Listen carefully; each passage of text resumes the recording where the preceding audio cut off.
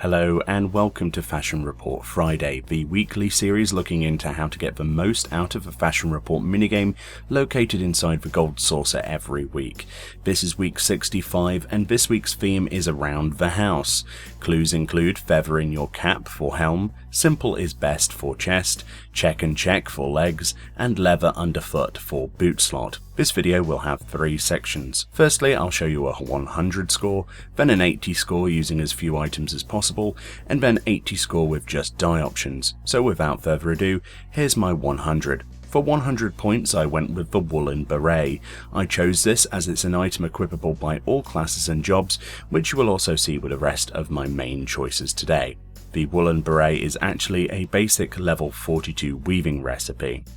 Alternatively, you can equip the Ranger's Hat, which comes from the NPC Gwalter, which is a vendor in Uldar Steps of Thal at X13.6 Y10 from the Disciple of War tab, levels 40 to 49 option. This is usable by all level 43 and above Disciple of War jobs in the game, and is clearly easier to obtain than the woolen beret I chose for my main option, but obviously this has restrictions. You can also go for the felt Cavaliers Hat, which is a level 49 all classes item, and you can craft this with a basic level 47 weaving recipe. The Duelist Chapeau will work for gold rating as well. This is actually the Red Mage level 70 artifact hat, which if you misplace this you can buy it back from a Calamity Salvager NPC in any major city-state. The red feathered and black feathered flat hats work as well, which were originally a Valention's Day reward from previous year's Valention's events. A woolen Cavalier's Hat will also work for gold rating, which is a level 42 weaving recipe.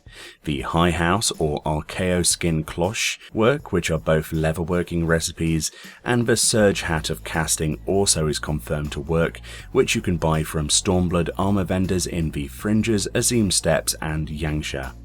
Right then, moving to chest, I went with the Falconer's shirt. I've got mine from the Palace of the Dead spoils, but you can actually get this from a Masterwork 3 weaving recipe.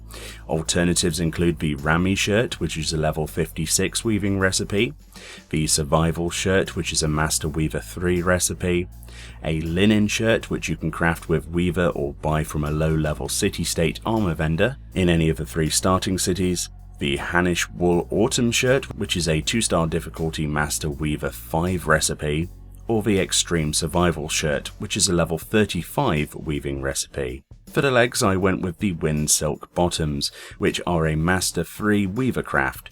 You can also go for the Ruby Cotton bottoms, which you can actually buy at various armor vendors in Stormblood areas, including the NPC Muto in Kagane at the markets. However, bear in mind those are Disciple of Land only. And finally, the Ghost Bark bottoms of casting will work as well, which actually drop in the Siren Song Sea dungeon. And finally, the feet. For this I went with the leather shoes. These are again from our good pal Gwalter in Uldar Steps of Thal Market District.